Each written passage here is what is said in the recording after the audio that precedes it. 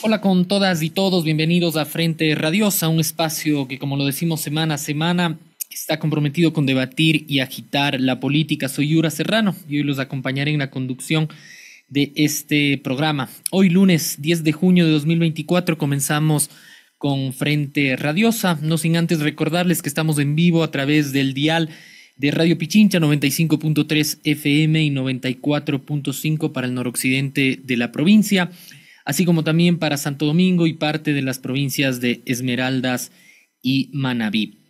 Esta es una coproducción del Foro de los Comunes y Registro Aurora. Recordamos también que pueden seguirnos en nuestras redes sociales y plataformas digitales, como son Facebook, Twitter, Instagram, con el nombre de Frente Radiosa. Hacemos llegar nuestro agradecimiento a Línea Dura, medio de comunicación digital ubicado en New Jersey, quienes retransmiten este espacio radial para la comunidad migrante en los Estados Unidos, a la coordinación técnica desde los estudios centrales de la radio y a todo el equipo de producción del programa. Hoy, en un nuevo programa de análisis, de lectura y de reflexión política, ponemos la lupa sobre el nuevo acuerdo con el Fondo Monetario Internacional y qué significa esto para el país en un contexto de conflicto armado interno declarado por el presidente Noboa y en qué condiciones además nos deja para el futuro inmediato. Para ello nos acompañan Andrés Chiriboga, él es sociólogo, investigador financiero, y también David Suárez, también sociólogo, vinculado también a los procesos de análisis y de organización social. Antes de empezar tenemos también unas líneas de un breve contexto y de interrogantes que hemos querido colocar desde la producción del programa. Y es que hace poco más de un mes fue aprobado por el directorio del Fondo Monetario Internacional un acuerdo alcanzado por esta institución y por el gobierno de Daniel Noboa. Este acuerdo se llegó en el marco del servicio ampliado del fondo, al que han acogido de manera sucesiva los gobiernos de Moreno y Lasso previamente, que vienen acompañados de un conjunto de condicionamientos que el Ecuador debe cumplir a medida que el organismo multilateral vaya haciendo los distintos desembolsos.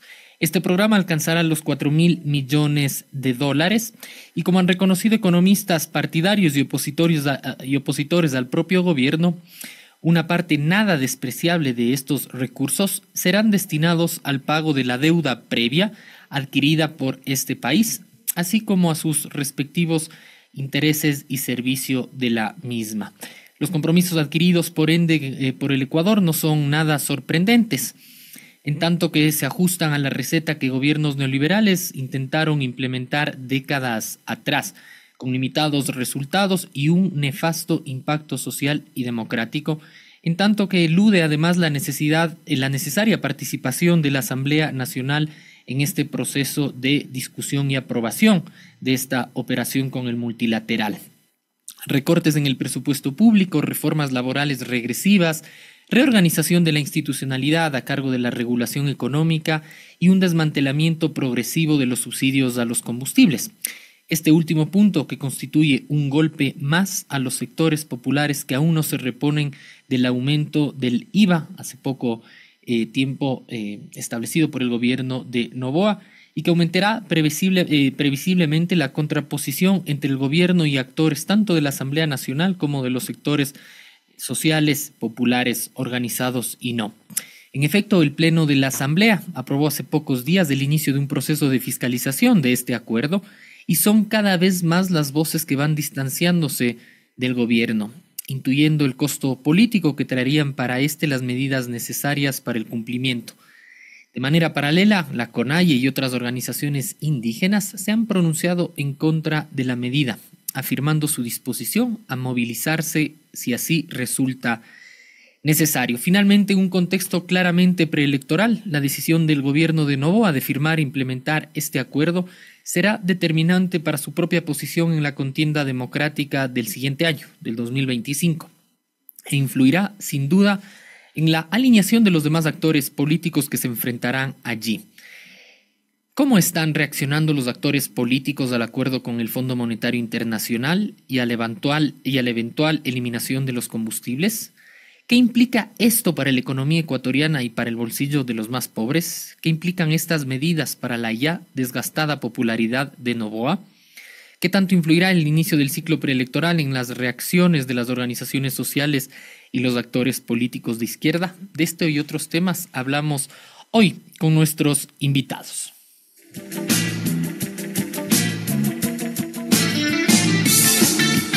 Política de frente, porque la política es cambio y conflicto.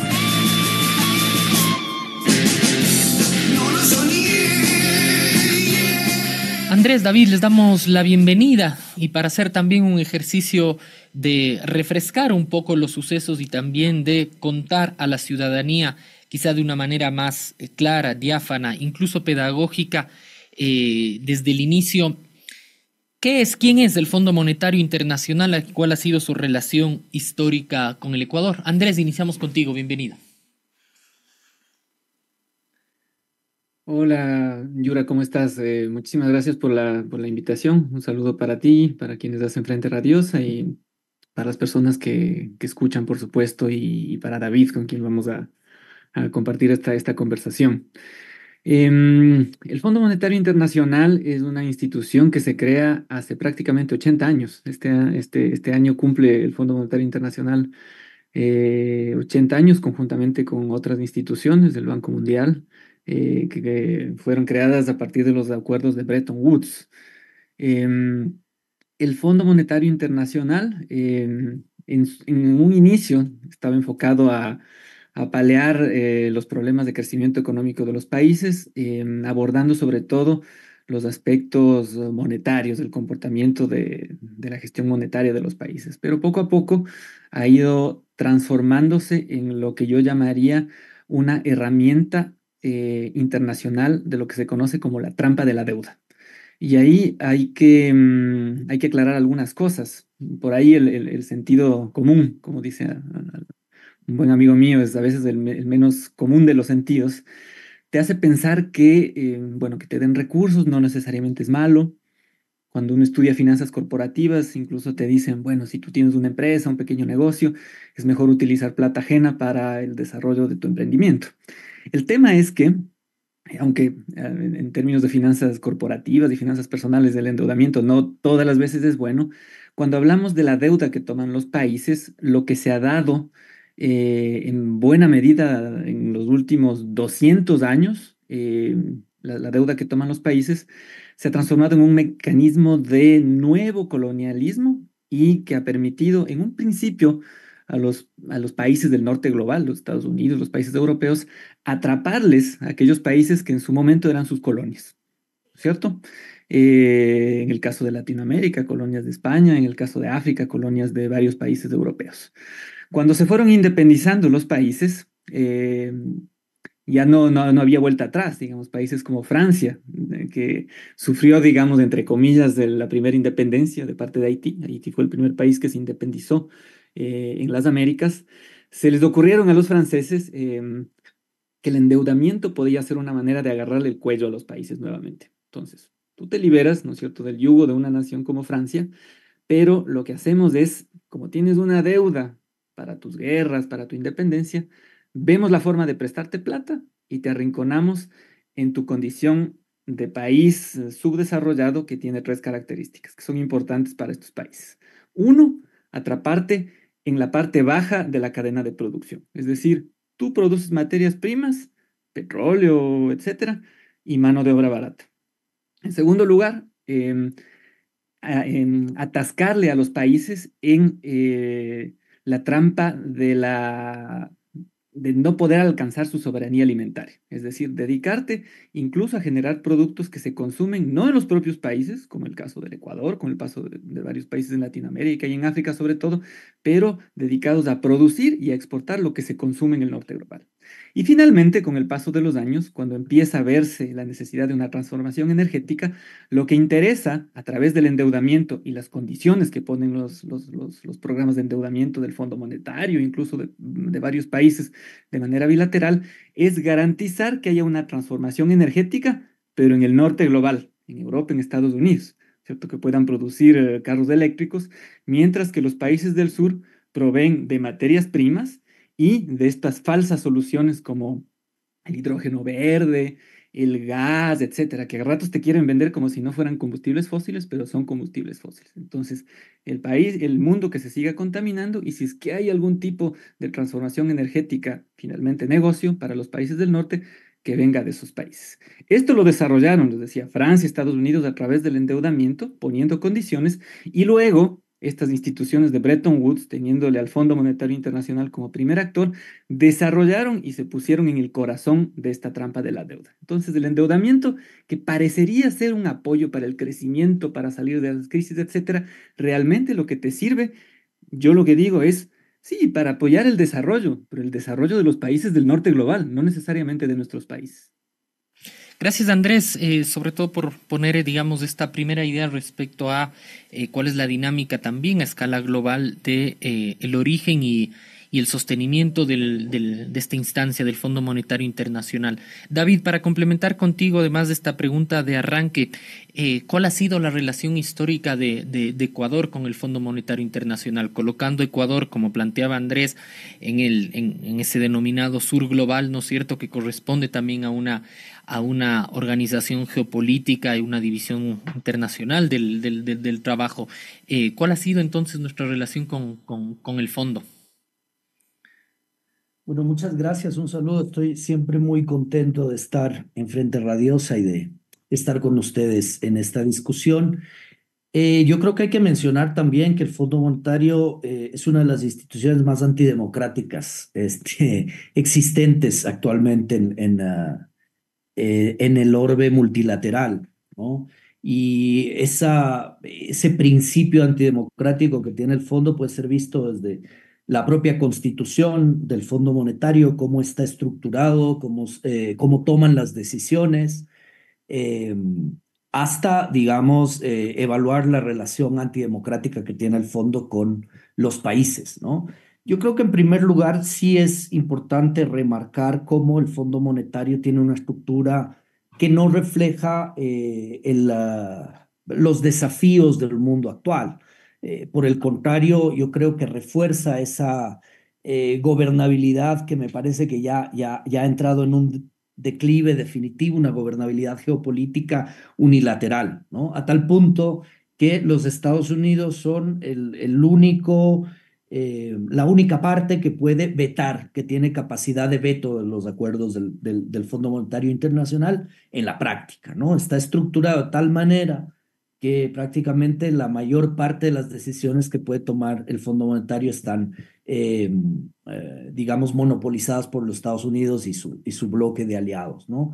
En segundo lugar, incluso la, eh, la estructura interna del fondo eh, nos revela una monopolización del comando del Fondo Monetario Internacional. En primer lugar, por esta costumbre, yo diría absolutamente impropia, de nombrar siempre un gerente y un subgerente, que son europeo y norteamericano. Digamos, es una especie de regla tácita, no escrita en ningún lado, pero que demuestra la poca eh, capacidad democrática que se tiene a la hora de gobernar el fondo, ¿no?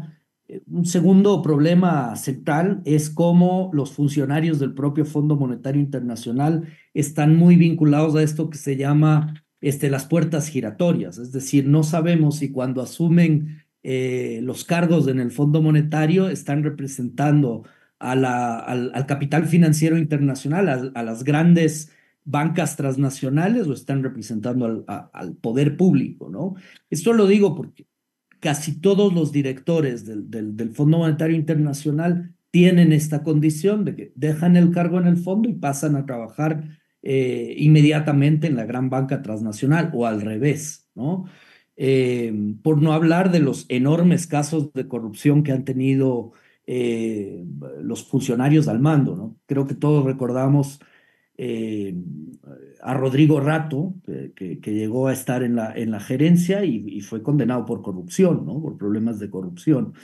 Digamos, es un organismo sumamente opaco en cuanto a su control, a su gobernabilidad interna, sumamente jerárquico, vertical, que refleja un mundo, como digo, que ya no tiene lugar. Es decir, el poder de veto de los Estados Unidos en un momento en donde es una de las economías que ha entrado en un momento de declive también, el que China no esté adecuadamente representado, me parece que muestra que hay problemas de esa estructura, ¿no? Y por otro lado, creo que es sumamente importante también recordar que el fondo no ha tenido ningún escrúpulo democrático, ¿no? El fondo le ha prestado dinero, ha firmado acuerdos con países en dictadura, digamos, países con problemas de exclusión, de prohibiciones democráticas terribles. Entonces, tampoco ese escrúpulo democrático que nos suelen decir que tiene, lo tiene, ¿no? Por último, creo que sí es importante para empezar a evaluar la relación que ha tenido con nuestro país, que ha tenido con el sur global también. Recordar que si lo vemos desde el punto de vista de su misión, estabilizar las finanzas mundiales, ayudar a que los países alcancen eh, indicadores óptimos para el desarrollo, si hacemos eh, la evaluación por sus objetivos, nos vamos a tener que encontrar que el Fondo Monetario Internacional es un enorme fracaso, porque como ya están mirándose, digamos, en varios estudios internacionales, eh, tenemos problemas de pobreza recurrente, la vulnerabilidad de los países sigue estando en pie, ninguno de los países que han recurrido constantemente al Fondo Monetario Internacional han alcanzado umbrales de desarrollo importantes y por el contrario, más bien son los periodos en los que nos desenganchamos de ese mecanismo cuando se alcanza a recuperar en alguna manera ciertas condiciones básicas para el desarrollo, ¿no? Entonces, por último, yo creo que allí hay que preguntarse cuál es el verdadero objetivo del Fondo Monetario Internacional. Y parecería ser que es una institución cuya única función es, digamos, estimular el endeudamiento agresivo de los países, a tal punto que el último acuerdo del Fondo Monetario Internacional, que acabamos de anunciar, es básicamente un acuerdo para poder pagar los préstamos de intereses del propio fondo, del acuerdo anterior del Fondo Monetario Internacional, ¿no? Entonces, en relación a la historia de nuestro país, creo que hay un dato no menor que no debemos pasar por alto, y es el hecho de que el último acuerdo, el acuerdo de 2020, es un récord histórico, es el acuerdo más oneroso para el país, tanto por la cantidad de dinero desembolsado, a tal punto que ahora, digo, estos 4.000 millones, buena parte va a ir para el pago de deuda, no es que estos 4.000 millones van a invertirse en la reactivación económica ni nada por el estilo, pero no solo por la cantidad que se ha desembolsado, ¿sí? Sino también es histórico en términos de las condicionalidades que que han cumplido estos recientes acuerdos con el Fondo Monetario Internacional. Como decías en la introducción, hay reformas regresivas que incluso están en contra de la constitucionalidad que impera en el país, que se han tomado a partir del acuerdo del Fondo Monetario del 2020 y que, digamos, por su contenido son las reformas más agresivas que hemos visto respecto a la economía neoliberal en los últimos 30 años. Sobre esta última idea, quizás repreguntarte, Andrés, respecto a, digamos, esta relación fructífera, incluso en sentido irónico, entre el Ecuador y el Fondo Monetario Internacional.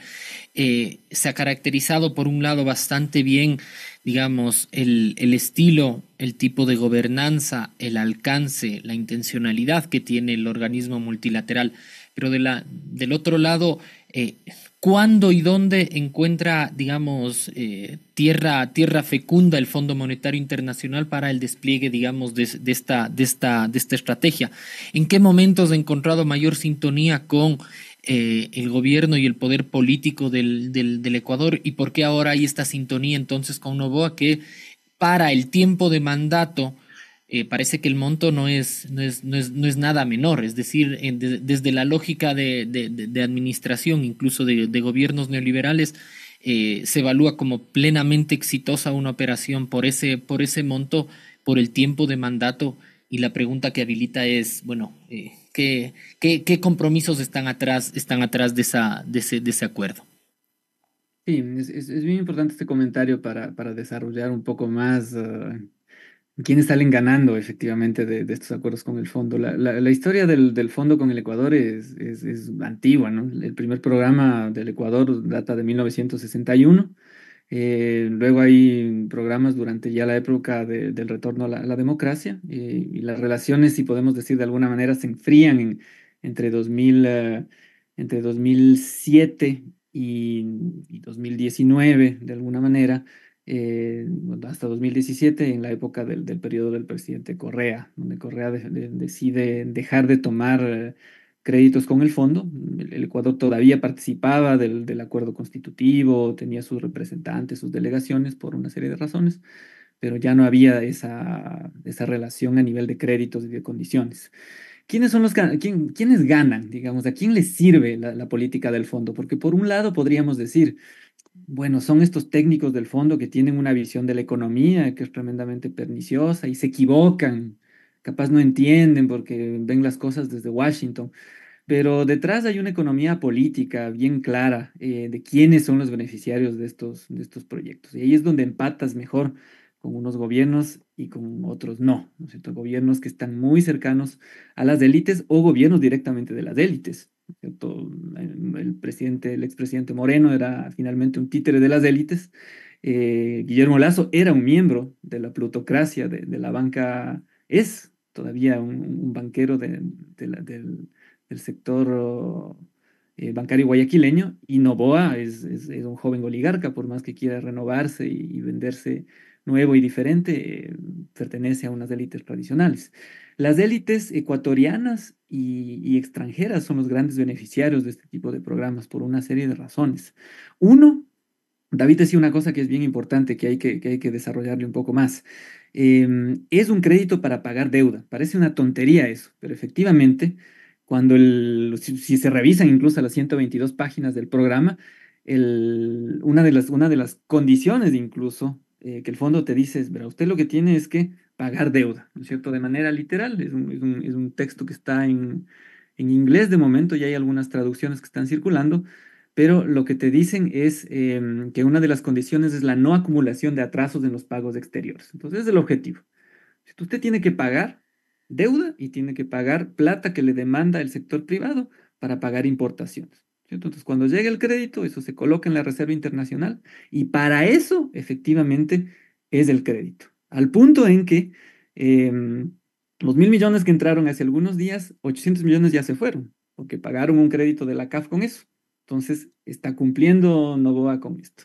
Está pagando deuda. Pero no es solo la deuda del FMI. O sea, por último, eso ya es perverso. Pero el otro problema es que está enfocado, ¿no es cierto?, a darle recursos al país para cumplir todos los compromisos, para no atrasarse con todos sus pagos externos. Y eso implica pagarle deuda a otros países y pagarles deuda a tenedores privados de bonos ecuatorianos. Entonces, ¿quiénes son los que tienen esa plata? Sí, son inversionistas extranjeros y demás, pero históricamente en el Ecuador muchos de los tenedores de bonos son ecuatorianos mismos. Son ecuatorianos, son grandes millonarios que además tienen información privilegiada, que se benefician de esa dinámica de pagar deuda. Por otro lado, las condiciones, si ustedes se ponen a revisar y cuáles son los efectos sobre la economía, son condiciones que le ponen en una situación muy crítica a la gran mayoría de ecuatorianos, pero que a la vez benefician a las élites que controlan los flujos de dinero hacia afuera, la banca y los grandes importadores son beneficiarios directos de los programas del fondo. Cuando el fondo te habla de desmantelar, por ejemplo, los mecanismos de autofinanciamiento del Estado, y esto creo que es un punto que hay que decirlo claramente. Yo veo la intención de algunos, son ya algunos pocos analistas económicos que quedan a defender la política del fondo y del gobierno de Noboa. Me sorprende incluso gratamente que unos viejos neoliberales están ya empezando a criticar esto, porque es una barbaridad. ¿Cierto? Tienes a Carlos Julio Manuel, que fue ministro neoliberal, presidente del Banco Central neoliberal, Larry Yumibanda, que es un analista económico en absoluto identificado con corrientes progresistas que están criticando lo que hace el fondo. Pero el destino de las políticas es básicamente beneficiar a las élites, que es que es la idea importante que quiero dejar sentada. Estos pocos analistas que quedan, volviendo a esta idea, están tratando de jugar con el lenguaje, y esto es una advertencia que hay que hacer. Y en el tema de los subsidios me parece que es tremendamente importante, ¿no es cierto? Hay que desbaratar esos subsidios porque son malos. Asocian la palabra subsidio, ¿no es cierto?, con algo negativo, cuando efectivamente lo que está pasando es que le van a subir el precio a la gasolina. Le van a subir el precio a la gasolina y eso implica que va a subir el costo de la vida en un momento donde por la crisis económica y la crisis de inseguridad, a la gente que por suerte no le matan, ¿no es cierto?, le vacunan, le roban y eso tiene impactos en su economía, más allá de los traumas, del sufrimiento humano, que es lo más grave, ¿no es cierto? Son gente que van a perder su capacidad adquisitiva. Esos son los efectos de las políticas, que algunos analistas están queriendo ocultar como si fuera, estamos eliminando algo negativo. Escuchaba unos posicionamientos de un analista económico que decía, miren, el Fondo Monetario Internacional felizmente ya ha dejado de pedir que reduzcan el tamaño del Estado, ya no está haciendo esas cosas. Eso no es verdad, porque hay que entender que este programa del fondo se ata a los programas de 2019 y de 2020, donde en esos programas ya pidieron y ya desbarataron el tamaño del Estado y sobre todo la capacidad reguladora de incidir del Estado en la economía. Esto es lo que les decía hace un momento.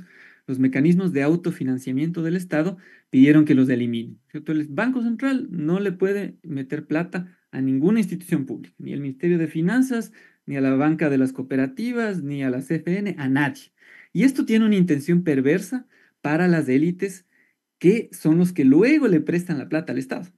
Cuando el Estado se queda sin mecanismos de autofinanciamiento, que es algo que hacen todos los países del mundo, ustedes vayan a ver la historia de las crisis de los Estados Unidos, en algún momento la Reserva Federal hizo préstamos de plata, ni siquiera al propio gobierno, sino al Bank of America, a un montón de bancos que quebraron por manejos corruptos, básicamente, ¿no es cierto? Ahí está terriblemente mal.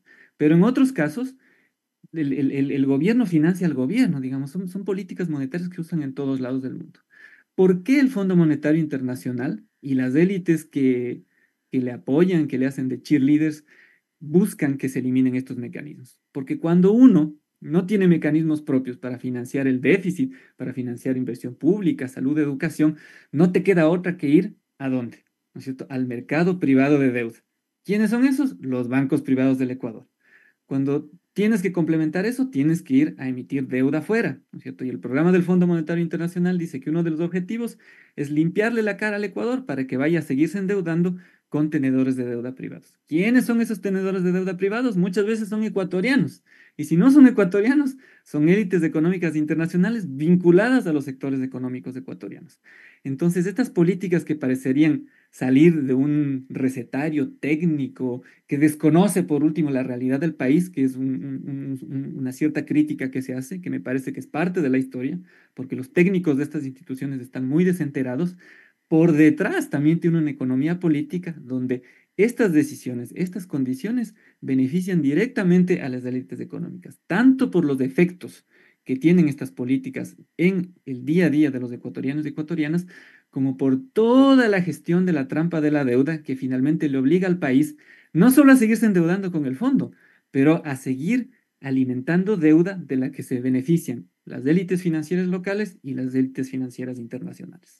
Gracias, Andrés. Con parte de estas ideas puestas sobre la mesa, volvemos en el segundo bloque de Frente Radiosa después de esta pausa.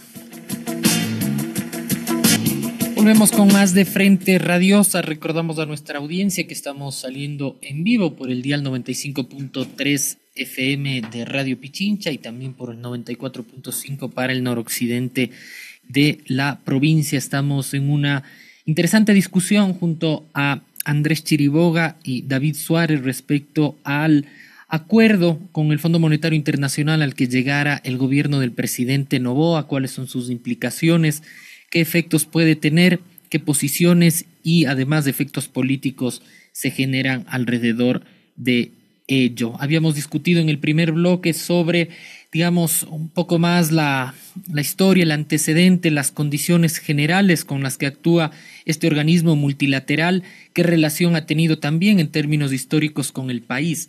Ahora, y habíamos dejado sentado para iniciar este bloque, David, de manera precisa, de manera más acentuada, ¿qué implicaciones tiene el acuerdo firmado entre el Fondo Monetario Internacional y el gobierno de Noboa para una administración de poco más de un año, por un monto significativo y con unas, digamos, medidas de las cuales se empiezan además a sentir ya en las condiciones materiales de la gente? A ver, creo que esto es tremendamente importante, ¿no? En el sentido de recordar lo que decía Andrés en el blog anterior. Hoy hay un titular en Diario La Hora que dice exactamente, el temido ajuste del FMI ya no es como lo pintaban. El recorte en el tamaño del Estado dejó de ser la prioridad, ¿no? Entonces, ¿qué nos están vendiendo? Nos están vendiendo la idea de que hemos conseguido un acuerdo que ya no va a recortar capacidades de inversión del Estado, que es un acuerdo que refleja también el cambio de orientación del Fondo Monetario Internacional. Pero cuando uno revisa el acuerdo, en primer lugar, uno tiene que recordar lo que decía Andrés en el bloque anterior. Este es un acuerdo que sigue a los acuerdos que hemos venido suscribiendo con el fondo y que prácticamente ya detuvieron en seco, pusieron el freno de emergencia sobre las condiciones y las posibilidades de desarrollo de la economía ecuatoriana. Es decir, ese ajuste bárbaro, brutal, ya aconteció. Es decir, al país le han restado las capacidades de inversión pública, las capacidades de contener fenómenos como la pandemia, el aparecimiento de la situación de seguridad que vive el país no puede ser desligado de la pérdida de capacidad de cobertura social, de inversión pública que tuvo el Estado en los últimos 7 años. Eso, digamos, es algo que hay que analizar claramente, porque los condicionantes de la política económica que se ha tomado estos últimos 7 años tienen que ver en gran medida con las condicionalidades de los acuerdos anteriores. Pero en segundo lugar, es falso que este acuerdo no incluye, digamos, nuevas medidas, nuevas condiciones que van a repercutir en la economía y en la calidad de vida de la gente y en las capacidades del Estado de recuperar condiciones básicas para, digamos, poder cumplir con las obligaciones y los derechos constitucionales que tenemos. En primer lugar, este acuerdo aplaude la subida del IVA al porcentaje que se nos dejó, ¿no? No solo que lo dice, no solo que dice que es en gran medida por estas buenas señales que llegamos a este segundo momento, sino que plantea que esta condición que el presidente Noboa planteó que era parte del plan de combate a la inseguridad, el acuerdo plantea claramente que esto se tiene que sostener con una reforma tributaria. ¿Ya? Es decir, toda esta idea de que es temporal la subida del IVA, que esto va a bajar, que finalmente esto es para el combate a la inseguridad, se revela como un anuncio falso. Uno más de los anuncios falsos del gobierno de Noboa, que ya deberíamos hacer una medición de las mentiras de la semana, porque es impresionante la cantidad de falacias que se han dicho. Pero esta es una. Entonces, decir que el Fondo Monetario no exige nuevas condicionalidades es, en primer lugar, no revisar que se nos está exigiendo una nueva reforma tributaria. Eh, digamos, creo que también ahí es muy importante entender que la orientación en temas tributarios del Fondo Monetario eh, no solo que no se compadece con las medidas realmente redistributivas, es decir, hay una, en el fondo hay una doxa, un pensamiento dogmático que algunos analistas dicen que está empezando a cambiar, pero la realidad es que al día de hoy el Fondo Monetario se opone a las tasaciones, por ejemplo, de impuestos sobre las fortunas de las personas más ricas, de las corporaciones, etcétera, ¿no? Y más bien echa mano de estas formas que implican, que han implicado un empobrecimiento sustancial de la clase media. Pero por otra parte, creo que es súper importante revisar lo que ya adelantaba también Andrés. Aquí hay una condicionalidad respecto a la eliminación de los subsidios del combustible. Esto no es una cosa que se le ocurrió ni al señor Noboa ni al señor Torres, porque una de las consecuencias de los acuerdos con el Fondo Monetario Internacional es que los gobiernos pierden capacidad soberana. Entonces, quien está tomando las decisiones de política económica en este momento ya ni siquiera son esas maltrechas élites económicas del país, sino es un guión que se sigue en automático a partir de las condicionalidades que imponen estos acuerdos, ¿sí? En ese sentido, se juega ahí el tema de los subsidios del combustible y un dato adicional más. Dicen que hay que subir los ingresos por ese lado, ¿no? Es decir, liberar los montos que se dedican al subsidio de combustible y que por otra parte hay que incrementar la producción petrolera. ¿Ya? El incremento de la producción petrolera muy probablemente va a suponer, digamos, el aplazamiento de la decisión sobre el Yasuní, pero también va a suponer poner presión nuevamente sobre el centro sur amazónico y las nuevas rondas de licitación, con lo cual también las preocupaciones de los sectores ambientales, de los sectores de pueblos y nacionalidades indígenas, de quienes, por ejemplo, hacen una crítica sustancial a los temas del extractivismo, pues quedan, digamos, ahí expuestos, ¿no? Es decir, el Fondo Monetario Internacional promueve también, a pesar de todos los esfuerzos que se están haciendo a nivel internacional para bajar los combustibles fósiles, promueve, digamos, que nosotros nos metamos en esa maquinaria petrolera nuevamente, ¿no? Y una cosa más que a mí me gustaría plantear, hay algunos elementos más respecto, por ejemplo, a la retención de salarios, ¿no? Hay un término que se utiliza en el acuerdo, que es el constreñimiento del gasto, ¿ya? Es decir, ya hemos logrado frenar en cero la inversión pública, hay que mantenerla ahí. No vamos a recortar más, pero hay que mantenerla ahí. Y hay que mantener también los salarios, ¿no? Más en una relación que crezca máximo al ritmo de la inflación. Esto quiere decir, ¿sí? Esto quiere decir que la política salarial en el país y el constreñimiento de los salarios, sobre todo de trabajadores, de funcionarios del sector público, etcétera, están ya en el paquete de constreñimiento que pide el nuevo acuerdo, ¿no? Entonces, sí creo que estos son elementos que muestran de alguna manera los contenidos reales que tiene el fondo. Y quería decir una cosa, ¿no? Tú hablaste de la excepcionalidad, ¿no? Te prestan 4.000 millones a un gobierno de un año. Bueno, esto es similar a la lógica que utilizaron con el superpréstamo que le dieron a Argentina, cuyo objetivo al final no era ni tan técnico ni tan económico como se pensaba, sino que tenía también un gran componente político, que es, digamos, generar una condicionalidad no dirigida a este gobierno, sino al que venga, al gobierno que venga, ¿sí?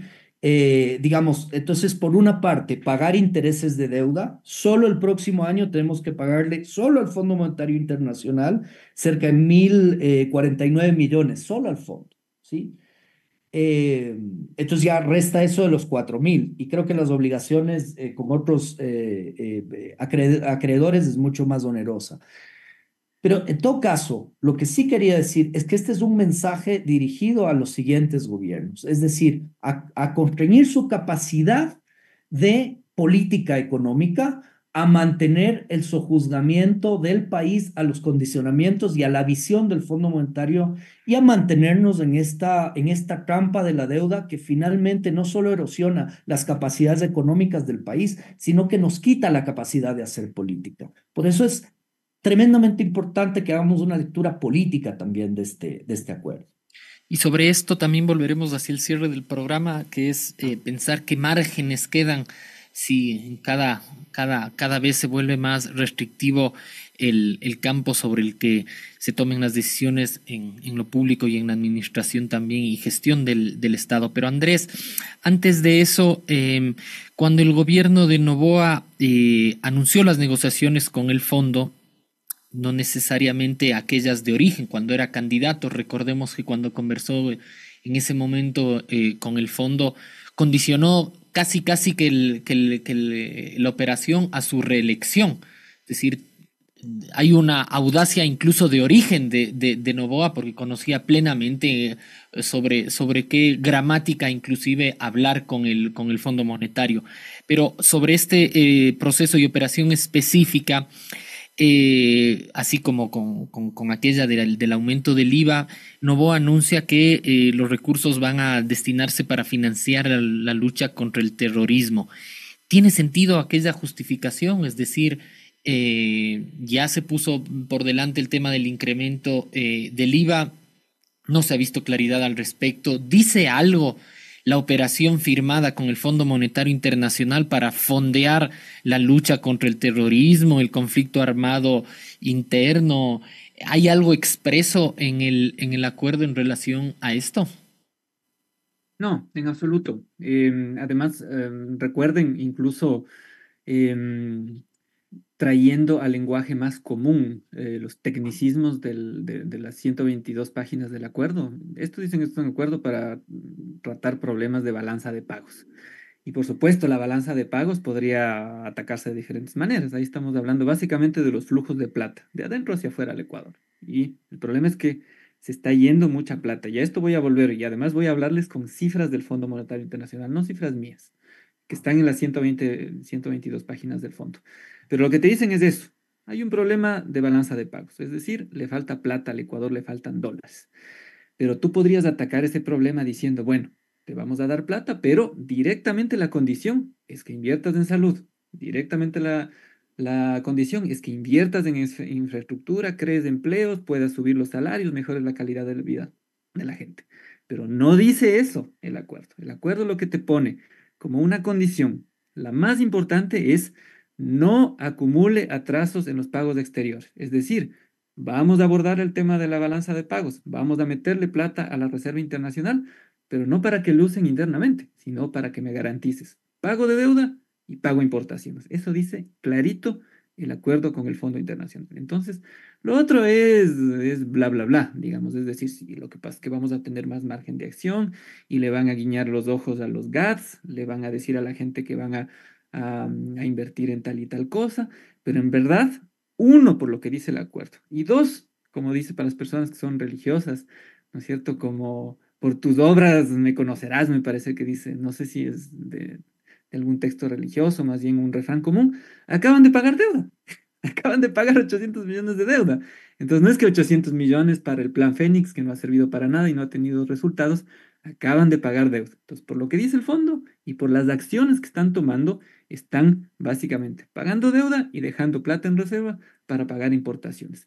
Y en este punto, quiero hacer hincapié en otro de los efectos de esta gestión de la deuda y de este acuerdo, que además está claramente, si la gente se le escapa un poquito y no lee así con la letra fina, no se van a dar cuenta, pero que es un problema que tiene que ver con la dolarización.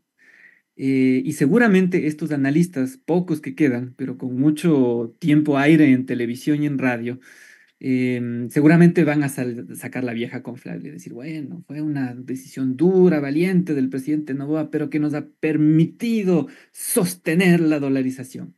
Y el acuerdo con el fondo más bien dice que en el Ecuador hay un gravísimo problema de fuga de capitales.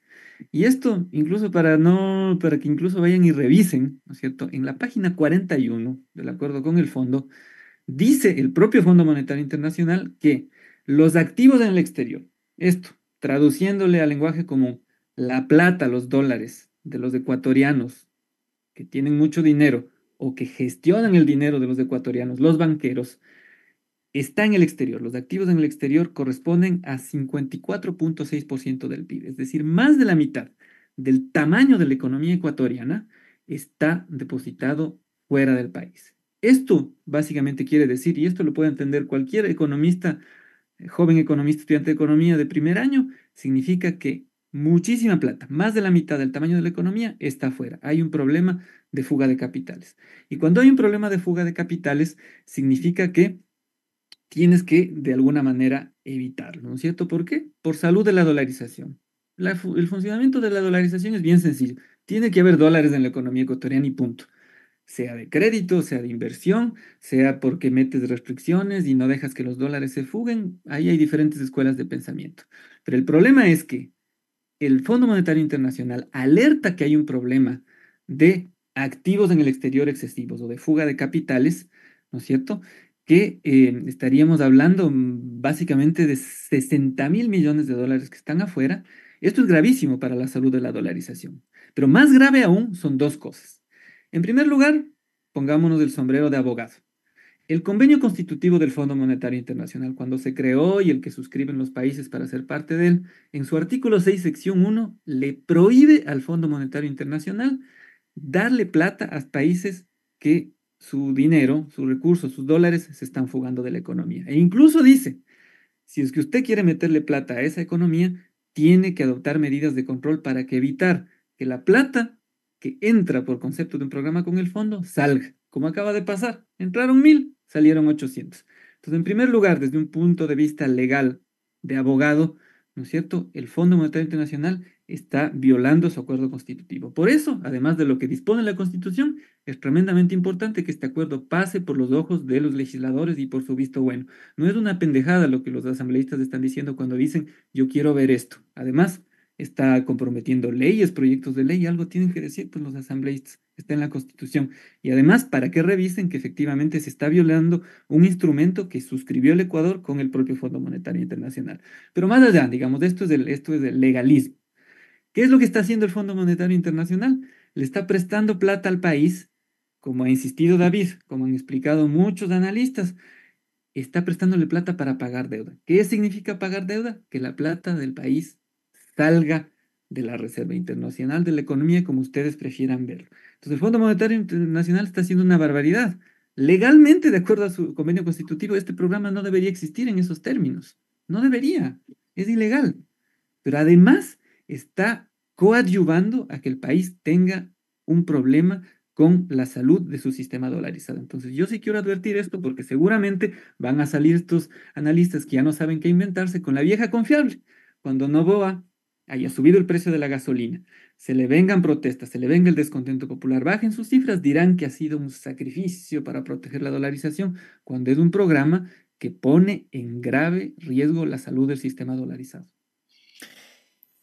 David, Andrés mencionaba ahora al cierre, como parte de una dimensión fundamental, los defectos que tendría ya no solo en el plano económico que hemos visto desde fuga de capitales, lo que se ha dicho, digamos, restricción presupuestaria, poco margen del Estado y de sus capacidades para intervenir, retiro de subsidios, con todo este conjunto de, digamos, de efectos nocivos para la sociedad, lo lógico es pensar y preguntarse respecto a la reacción social y popular a estas medidas. Ecuador tuvo dos ciclos muy cercanos de movilización, de estallido social entre el 19 y el 22, que, digamos, a uno al menos la inquietud de qué reacción en términos sociales y populares pueden generarse cuando las condiciones de vida de la gente se precaricen aún más. Si este crédito no viene a atender de manera emergente, de manera, digamos, casi como un antídoto para la liquidez necesaria del Estado, ¿qué se puede pensar en términos de reacción social, pasando lo que está pasando el país? Gracias. Mira, yo pienso que las consecuencias de este tipo de políticas son siempre imprevisibles, porque, y quiero decir imprevisibles en el sentido de la magnitud, no imprevisibles respecto a la respuesta social que pueden llegar a tener. Porque ha habido allí uno puede trazar, digamos, a través de observatorios de la conflictividad, el impacto que va teniendo esta deslegitimación de la democracia, esta economía del desastre en el ciclo social del país, ¿no? Es decir, tú has mencionado justamente que los estallidos han sucedido como una, casi como una progresión matemática al giro impuesto también por estos acuerdos. Por eso yo quiero insistir también en una idea que me parece muy importante, que es mirar que tenemos actualmente una democracia y una constitución secuestradas por, digamos, esta entente entre las élites, los capitales financieros internacionales y la propia constitución del Fondo Monetario Internacional. Es decir, el fondo nos ha obligado, hay que decirlo así, a tomar acciones y generar políticas que se contraponen a lo que nuestra constitución manda. Es un poder absolutamente antidemocrático y que no hay mecanismo que le permita someterse al escrutinio público, ¿no?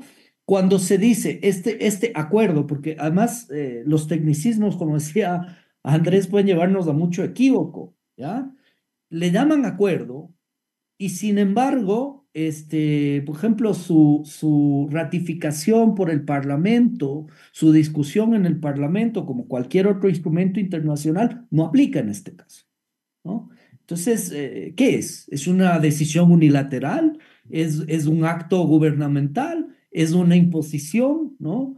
Es decir, hay un elemento extraeconómico en los acuerdos del Fondo Monetario, que es el deterioro de la calidad democrática Mm. de los países. El Y en fondo, nuestro sí. país, insisto en esta idea, se mira en primer lugar con esta contravención de las disposiciones constitucionales. Las políticas del fondo lo que han hecho en estos últimos 7 años es quitarle capacidad al Estado ecuatoriano para garantizar los derechos fundamentales que tenemos en la Constitución. Al punto que hoy la legitimidad del Estado, incluso mucha gente habla ya de estados fallidos, la legitimidad del Estado está en el punto más bajo de los últimos 15 años, ¿sí? Eh, y por otra parte, a mí me parece que insistiendo en este tema, digamos, de los impactos del fondo con respecto a la democracia, eh, me parece importante señalar cómo las políticas del Fondo Monetario Internacional que se han venido adoptando no solamente le han dejado al Estado en este vacío de legitimidad, han fomentado la fragmentación social, el crecimiento de la desigualdad, han llegado incluso a poner, como decía Andrés, en riesgo el propio esquema que parecería ser ya el único frágil consenso nacional, que es la dolarización, ¿no? Eh, pero además sí quisiera remontarme al inicio de la relación reciente con el Fondo Monetario Internacional y es respecto a al primer acuerdo. Hay muchos cuestionamientos sobre si era necesario o no entrar en ese acuerdo, Sí. ¿sí? Hay muchos cuestionamientos al estudio que se hizo en el Fondo Monetario Internacional para decir el Ecuador es sujeto de este acuerdo, efectivamente hay una situación de déficit inmanejable, ¿no? Eh, Pablo David, Dávalos, lo he escuchado. voy a tener que cortar porque además hoy sí queremos Hoy terminar sí. disciplinadamente en hora el programa. Y con esto último que planteabas, hacerle una pregunta final a Andrés, un minuto que nos queda, y es sobre esta situación tan condicionada del Estado para operar y para resolver los problemas de vida de la gente. ¿Qué márgenes y qué alternativas quedan entonces para pensar en el inmediato desde el campo político también, esta suerte de no sometimiento al Fondo Monetario Internacional? Andrés, 30 segundos para desarrollar una tesis. Dos ideas rápidamente. Primero, no es que no hay alternativas, que hay que endeudarse con el fondo para que te abran las puertas de otros multilaterales. Eso es falso. El fondo genera unos informes macroeconómicos. Eso es lo importante, negociar con el fondo para que te abran las puertas ciertos créditos específicos con el BID. Pero hay otras alternativas en términos de cancelación. De renegociación de deudas vinculados coherentemente, por ejemplo, a los efectos del cambio climático, desastres naturales, no estos canjes de deuda que son una mentira, ¿no? Pero efectivamente se puede cancelar, se puede renegociar deuda, debería haber un paquete más integral, entonces hay alternativas. Segunda idea con la que quiero cerrar, que me preocupa mucho, es que el Ecuador vive un estado de confinamiento luego de la pandemia vinculado a la crisis de seguridad. La gente va a estar descontenta, los efectos lo van a sentir, se van a ver en las encuestas, se van a ver en las cifras, pero pienso que la gente organizada y la ciudadanía en general va a tener que encontrar otros mecanismos para manifestarse, porque el Ecuador vive no solo cercada por la delincuencia, por el narco, sino por una política securitista que a la gente le da miedo, no solo que te asalten, sino lo que te puede hacer incluso las propias policías, etcétera. Entonces, habrá que pensar en formas en que la gente pueda manifestar pacíficamente su descontento. Yo pienso que va a haber inteligencia ahí en la ciudadanía, en los movimientos sociales, para expresar lo que prácticamente va a ser el fatídico desenlace. En el Ecuador nunca ha servido este tipo de políticas, 2019, 2020, en ningún país del mundo donde el Fondo Monetario Internacional ha puesto sus manos han habido efectos positivos en el crecimiento, en la reducción de la inequidad, y más bien siempre ha habido descontento Y con popular. estas ideas saludamos, quiero agradecer a Andrés, a David, siempre hay ideas que se nos quedan en el tintero, pero los invitaremos seguro más adelante para continuar la reflexión, la deliberación colectiva también sobre la situación que atraviesa el país. Agradecemos nuevamente a toda nuestra audiencia y a quienes nos han acompañado el día de hoy. Los esperamos el siguiente lunes. Muchas gracias. Gracias a usted. Una coproducción del Foro de los Comunes, Registro Aurora y Ecuador para Largo.